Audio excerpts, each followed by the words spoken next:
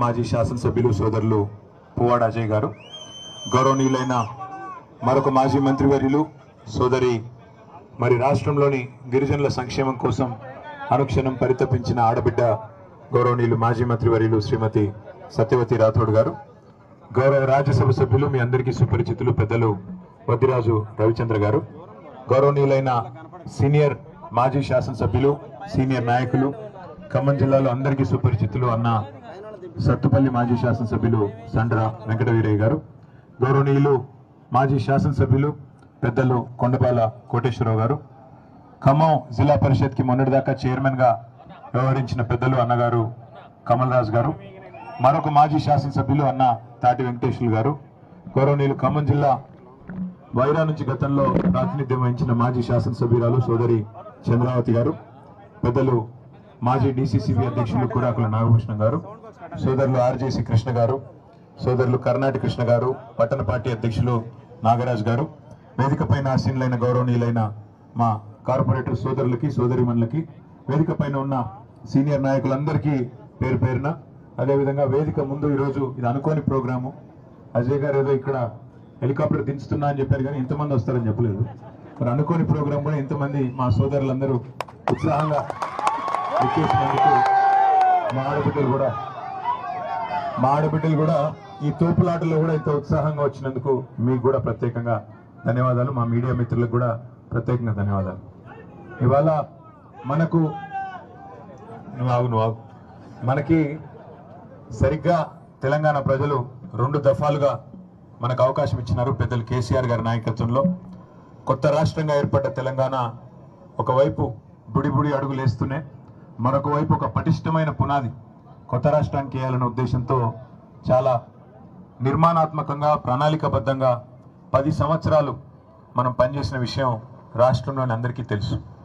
అది వ్యవసాయం కావచ్చు, సాగునీటి రంగం కావచ్చు, పట్టణాభివృద్ధి కావచ్చు, పల్లె ప్రగతి కావచ్చు, విద్య కావచ్చు, వైద్యం కావచ్చు, గిరిజన సంక్షేమం కావచ్చు, దళితుల సంక్షేమం కావచ్చు, బలహీన వర్గాలకు పెద్దపీట వేయడం కావచ్చు, మీరు ఏ రంగం అన్నా తీసుకోండి, ప్రతి రంగంలో మైనారిటీలు, మహిళలు, ఏ రంగమైనా తీసుకోండి, 10 ఏళ్లలో తెలంగాణ అనేది భారతదేశానికి ఆదర్శంగా ఏదైతే తెలంగాణ ఈరోజు పాటిస్తుందో దేశం తెల్లారి దాన్ని అనుసరిస్తుందనే పద్ధతుల్లో చాలా పకడ్బందీగా మనం పనిచేయడం జరిగింది. అందుకే 2014లో కేవలం 63 సీట్లు సాధించిన టీఆర్ఎస్ పార్టీ 18 కాడికి వచ్చేసరికి 88 సీట్లు, మనం 25 సీట్లు ఎక్కువ గెలుచుకునే విధంగా ప్రజలు ఆశీర్వదించడం జరిగింది. అయితే 2023 కాడికి వచ్చేసరికి మరి కొంత ప్రజలకు కూడా ఒక సామెత ఉంటుంది కదా తెలుగులో, కొత్తకు వింత పాతకు రోత అని. అట్లే 10 ఏళ్ళు మనల్ని చూసి కొద్దిగా బోరు కొట్టినట్టుంది. అట్లే అవతల వైపు నుంచి కూడా హామీలు ఏవైతే గుప్పించారో 1, 2 కాదు, రైతులకి నోటికొచ్చినట్టు రాహుల్ గాంధీ గారిని పిలిచి వరంగల్కి పిలిచి రైతు డిక్లరేషన్ పేరిట 2 లక్షల రుణమాఫీ అని, 10,000 కేసీఆర్ గారు ఇస్తే మేము 15,000 ఇస్తామని, 2 పంటలకే కేసీఆర్ రైతు బంధు ఇస్తున్నాడు మేము 3 పంటలకు ఇస్తామని, అట్లాగే బోనస్ ఇస్తామని బోగస్ మాటలు, అట్లాగే మీకు అన్నింటికి అన్ని పంటలకు మద్దతు ధర, దాని మీద నుంచి 500 రూపాయల బోనస్ అని బోగస్ మాటలు చెప్పి రైతులను మోసం చేసినారు. అట్లాగే మా తమ్ముళ్ళు, మా చెల్లెళ్ళు, ఎవరైతే యువత ఉంటారో వాళ్ళకు కూడా కేసీఆర్ ఉద్యోగం ఊడగొట్టండి, కేటీఆర్ ఉద్యోగం 2 ఉద్యోగాలు ఊడగొడితే మీకు 2 లక్షల ఉద్యోగాలు ఇస్తానని రాహుల్ గాంధీ గారు వచ్చి నమ్మబలికి ప్రియాంక గాంధీ గారిని కూడా పిలిచి యూత్ డిక్లరేషన్ అని చెప్పి వారి ద్వారా చెప్పించి స్కూటీలు ఇస్తామని, 2 లక్షల ఉద్యోగాలు ఇస్తామని, నిరుద్యోగ భృతి నెలకు 4,000 ఇస్తామని ఇట్లా అడ్డగోలు హామీలు ఇస్తే కొంత మా తమ్ముళ్ళు చెల్లెళ్ళు కూడా వాళ్ళు కూడా నమ్మినారు. అట్లాగే మా ఆడబిడ్డలు కేసీఆర్ 1,00,000 రూపాయలు ఇస్తున్నాడు కళ్యాణ్ లక్ష్మి, మేము తులం బంగారం ఇస్తాం, కేసీఆర్ గారు ఇచ్చే కళ్యాణ్ లక్ష్మి పెళ్ళైన 2 నెలలకు వస్తుంది, నువ్వు లగ్న పత్రిక పెట్టుకోగానే నీకు ఇస్తా, తులం బంగారం మీ ఇంటికే పంపిస్తా, సోనియమ్మ చెప్పింది, ప్రియాంకమ్మ చెప్పింది అని చెప్పి ఉదరగొట్టే ఉపన్యాసాలు ఇస్తే వాళ్ళు కూడా పాపం ఫ్రీ బస్ అంటే, తులం బంగారం అంటే, నెలకు 2,500 అంటే ఈ భారీ ఈస్ట్మన్ కలర్ లో చూపెట్టిన సినిమా చూసి వాళ్ళు కూడా మోసపోయారు. అట్లాగే ఈ రాష్ట్రంలోని పెద్ద మనుషులు, పెద్ద వయసులో ఉండే వృద్ధులు వాళ్ళకు కూడా సినిమా చూపెట్టారు.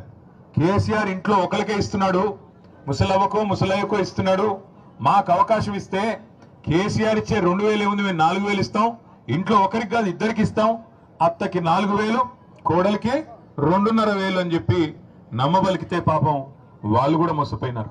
అట్లాగే బలహీన వర్గాల సోదరులకి బీసీ డిక్లరేషన్ పేరిట 42% రిజర్వేషన్లు, బీసీ సబ్ ప్లాను, 1,00,000 కోట్ల బడ్జెట్ అని చెప్పి ఏదేదో నోటికొచ్చినాయని చెప్పుకుంటూ పోతే కొంతమంది బలహీన వర్గాల సోదరులు కూడా నమ్మి కాంగ్రెస్కి ఓటేసినారు. అందులో మీ జిల్లాలో, ముఖ్యంగా ఉమ్మడి ఖమ్మం జిల్లాలో మరి ఇక్కడున్న రాజకీయ సమీకరణలో భాగంగా కూడా కొంత ఆనాడు 2023లో మనకి నష్టం జరిగింది. కానీ ఒక రకంగా మంచిదే, ఇది మనకు జరిగింది మంచిదే. ఎందుకంటే ఇందాక నేను చెప్పినట్టు కొత్తకో వింత పాతకో రోత అన్నట్టు 10 ఏళ్ళు మనం చూసి మరి తర్వాత ప్రజలకు కూడా కొద్దిగా బోరుగొట్టినట్టుంది, కొత్తదనం కోరుకున్నారు. కేసీఆర్ గారు రోజు బ్రహ్మాండంగా భోజనం పెడుతున్నాడు, కానీ ఈయన ఎవరో బిర్యానీ పెడతానంటున్నాడు కదా అని చెప్పి ఆయనకు ఓటేశారు. ఓటేసిన తర్వాత ఇవాళ 20 నెలల్లో ప్రజలకు అర్థమైంది ఏంటంటే ఓటేసిన పాపానికి కాంగ్రెస్ కాటేస్తుంది తప్ప, కాంగ్రెస్ కాటికి పంపుతుంది తప్ప పొరపాటున కూడా ఒక్కటంటే ఒక్క మాట కూడా నిలబెట్టుకోదు అనే విషయం ఇవాళ రాష్ట్ర ప్రజలకి, అన్ని వర్గాల ప్రజలకు కూడా పూర్తి స్థాయిలో అర్థమైంది. ఇవాళ ఎన్నికలంటూ వస్తే, ఇవాళ ఈ రోజు కనుక ఎన్నికలంటూ వస్తే ఏం జరుగుతుందో రేవంత్ రెడ్డికి తెలుసు, అదే విధంగా బీజేపీ వాళ్ళకు కూడా తెలుసు. కేసీఆర్ గారు 100 సీట్లతో ఏకపక్షంగా ఈ రోజు అధికారంలోకి వస్తారని ప్రతి ఒక్కరికి కూడా తెలుసు, ఇది వాస్తవం. కానీ మన రాజ్యాంగంలో డాక్టర్ బాబాసాహెబ్ అంబేద్కర్ గారు, భారతరత్న పెద్దలు, చాలా ముందు చూపు గల పెద్ద మనిషి, దార్శనికుడు, గొప్పవాడు, ప్రపంచ మేధావిగా ప్రఖ్యాతికెక్కిన డాక్టర్ బాబాసాహెబ్ కూడా ఇట్లాంటి దుర్మార్గులు, ఇంత అరాచకం చేసే వాళ్ళు ఉంటారని పాపం ఆయన ఊహించలేదు. ఎందుకంటే మాట ఇచ్చి 100 రోజుల్లో 6 గ్యారంటీలు అని చెప్పి మరి ఆ గ్యారంటీలన్నింటినీ పొందబెడతారని చెప్పి పాపం ఆయన కూడా పెద్ద మనిషి, ఇంత నీచమైన రాజకీయం ఉంటుందని చెప్పి ఆయన కూడా ఊహించలేదు. అందుకే రాజ్యాంగంలో రీకాల్ వ్యవస్థ పెట్టలేదు. కొన్ని దేశాల్లో ఉంది. రీకాల్ అంటే ఏంటి? ఇచ్చిన మాట కనుక నిలబెట్టుకోకపోతే తిరిగి అధికారం లాక్కునే అధికారం ప్రజలకే ఇచ్చేదే రీకాల్. అది పాపం రాజ్యాంగ నిర్మాత అంబేద్కర్ గారు కూడా ఇట్లాంటి దుర్మార్గులు ఉంటారని ఊహించలేదు కాబట్టి పెట్టలేదు. కాబట్టి మనకు మరొక 3 ఏళ్ళు ఎదురు చూడక తప్పదు.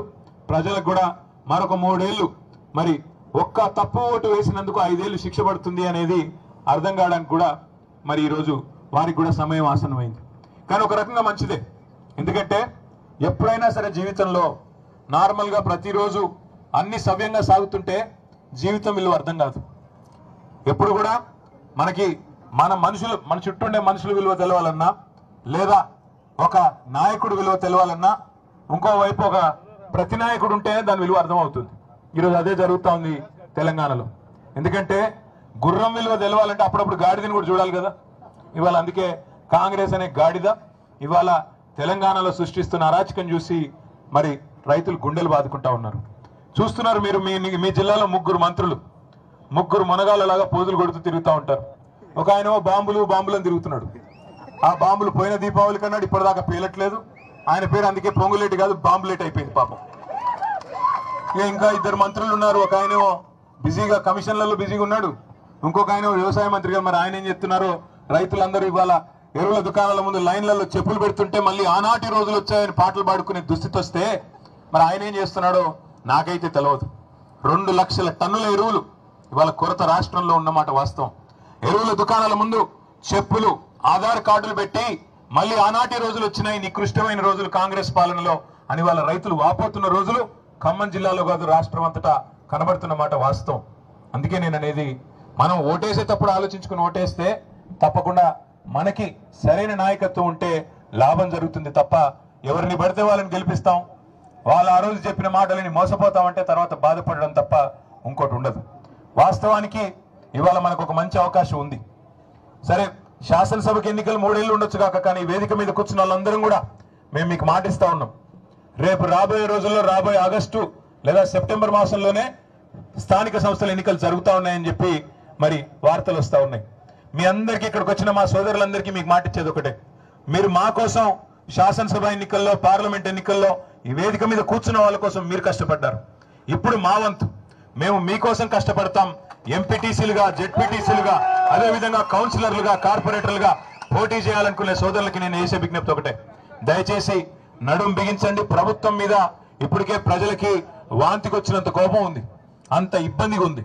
మరి అట్లాంటప్పుడు దీన్ని కనుక మనం సరిగా వాడుకుంటే ఖచ్చితంగా ఖమ్మం జిల్లా పరిషత్తు, అదేవిధంగా కొత్తగూడెం భద్రాద్రి జిల్లా పరిషత్తు కూడా మనం గెలిచేదానికి అవకాశం ఉంది.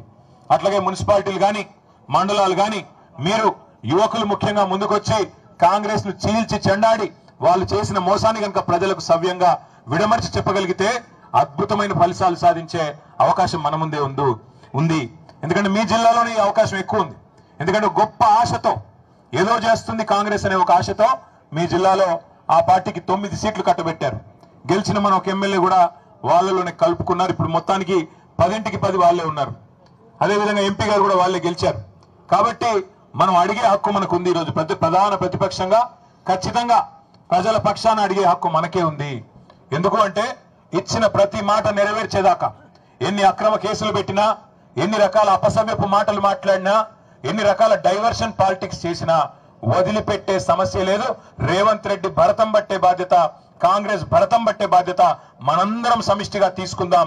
రేపు ఇక్కడ గులాబీ జెండా ఎగరేసి ఖమ్మం జిల్లాలో ముగ్గురు మంత్రులున్నా వాళ్ళ వల్ల ఏమి కాదు, ప్రజాబలం ముందు ఎవరైనా సరే తల ఒగ్గక తప్పదు అనే సందేశాన్ని రేపు ఖమ్మం జిల్లా నుంచే ఇద్దాం. దానికోసం వాళ్ళు డబ్బులు బాగా ఉండొచ్చు, వాళ్ళకి డబ్బులు పంచి గెలుస్తామనే అభిప్రాయం ఉండొచ్చు. ప్రజలు మేము మాల మీద డబ్బులు కొడితే మాకే ఓటు గుద్దుతారు, మొన్న గుద్దలేదా ఇప్పుడు అట్లే ఇస్తారులే అనుకోవచ్చు. కానీ ఖచ్చితంగా మనం గనక గట్టిగా మరి ప్రజల తరపున కాంగ్రెస్ మోసాన్ని ఎండగట్టే విధంగా గ్రామాన మీరందరూ మరొక కేసీఆర్ లాగా కథానాయకులై కదిలితే తప్పకుండా ఖమ్మంలో అదేవిధంగా కొత్తగూడెంలో మనకి 2 జిల్లాల్లో కూడా మంచి అవకాశం ఉంది. తప్పకుండా నేను జిల్లా నాయకత్వాన్ని కూడా కోరుతా ఉన్నా, నియోజకవర్గాల ఇన్ఛార్జీలను కూడా కోరుతా ఉన్నా. నియోజకవర్గాల వారీగా మండలాల వారీగా మనం సమావేశాలు ప్రారంభించుకున్నాం. ఇప్పటికీ కొన్ని చోట్ల చేయని చోట్ల అది కూడా కంప్లీట్ చేసుకుందాం. మరి రాబోయే రోజుల్లో ఆగస్టులో సెప్టెంబర్లో ఎన్నికలు వస్తా ఉన్నాయి అంటున్నారు కాబట్టి పార్టీ వైపు నుంచి మీకు సంపూర్ణ సహకారం ఉంటుంది. మెటీరియల్ కూడా మొత్తం పార్టీ నుంచే వస్తుంది. ఎంతో ఎంతో సహాయ సహకారాలు కూడా మీకు అందరికీ అందుతాయి.